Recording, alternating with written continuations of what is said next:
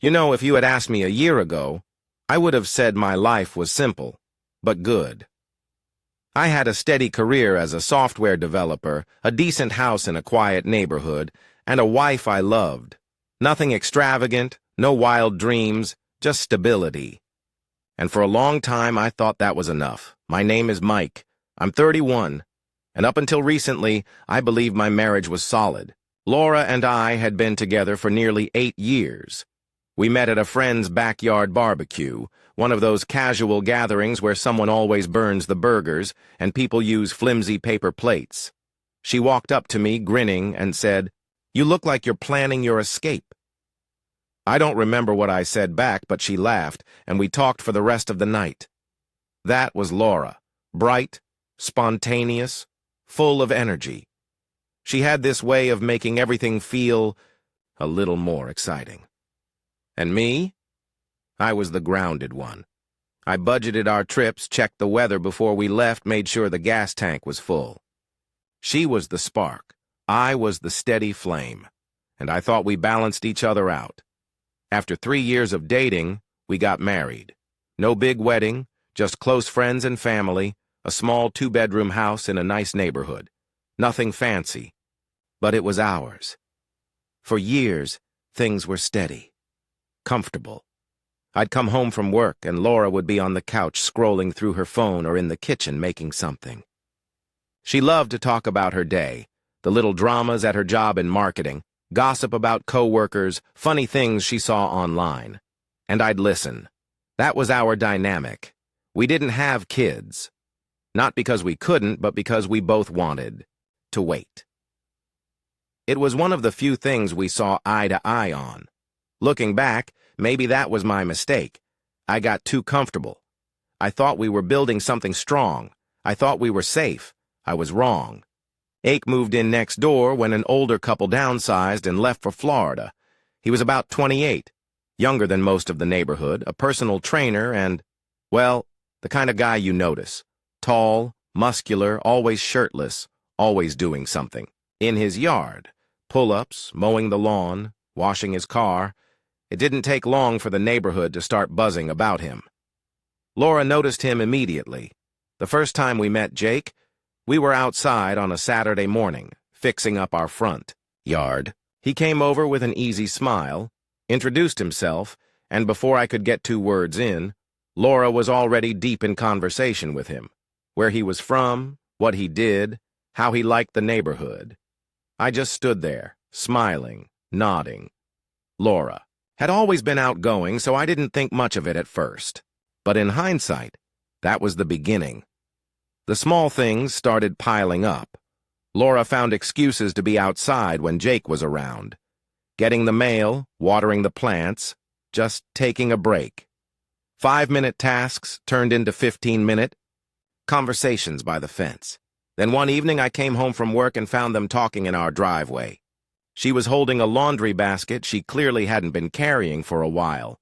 Jake was leaning against his car, laughing at something she said.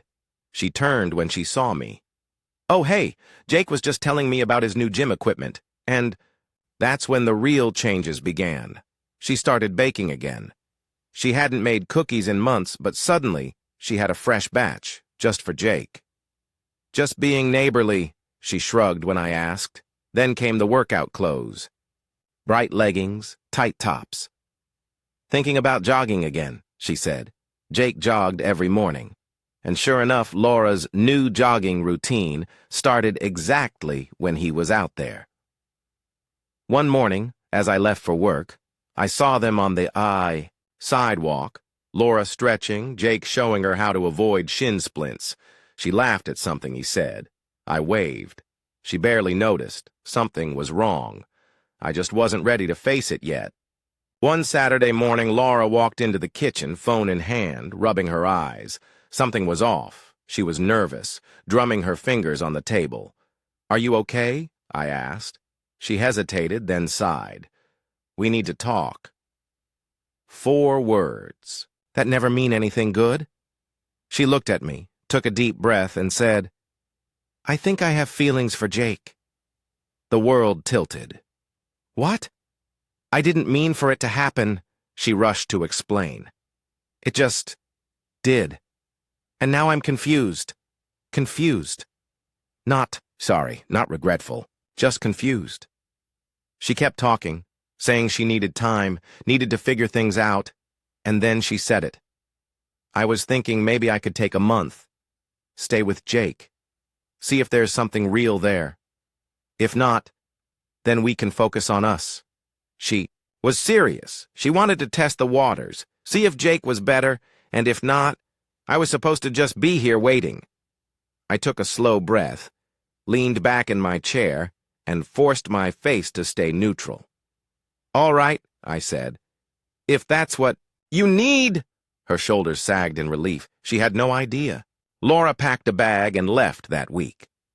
The house felt different without her. Not empty, just quieter. Like the volume had been turned down. But instead of sinking into sadness, I started rebuilding. I threw myself into work, started going to the gym, spent more time with friends. And then, quietly, without telling Laura, I filed for divorce. A month later, she walked through the door, smiling like nothing had changed. Hey, she said. I'm back. I barely looked up from the couch. Welcome back. She blinked, surprised by my indifference, sat on the arm of the couch. We should talk. I muted the TV. All right, talk. She launched into a whole speech, how she realized Jake wasn't what she needed, how she regretted everything, how we could rebuild. I let her talk.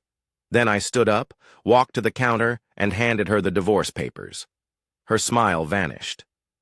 What's this? Divorce papers. You're divorcing me? Yeah, I said. I'm not your backup plan, Laura. Her face crumbled. You're making a mistake. No, I said. You did. She stormed out. I didn't. Chase her. The divorce was fast. Jake moved on to someone else. Laura struggled. One day I saw her at the grocery store. Our eyes met. She looked sad, regretful. She waved. I just nodded and walked past. I didn't need closure. I already had it. Because in the end, I wasn't her second choice. And I never would be. Situations Laura believed she could have it both ways. She could go pursue her feelings for someone else, then return to me if it didn't work out. But life does not operate that way. I've learned a lot about myself along this process. I realize now that I deserve someone who cherishes me and does not consider me as a last resort. And if that individual is out there, fantastic. If not, that's okay. 2, for the time being, my primary goal is to reconstruct my life on my own terms. Laura's trial run with Jake may have been her way of gaining clarity, but it was a wake-up call. I didn't realize I needed thank you for watching. If you haven't subscribed yet, please do so, and hit the notification bell to stay updated with more shocking real-life stories happening around you.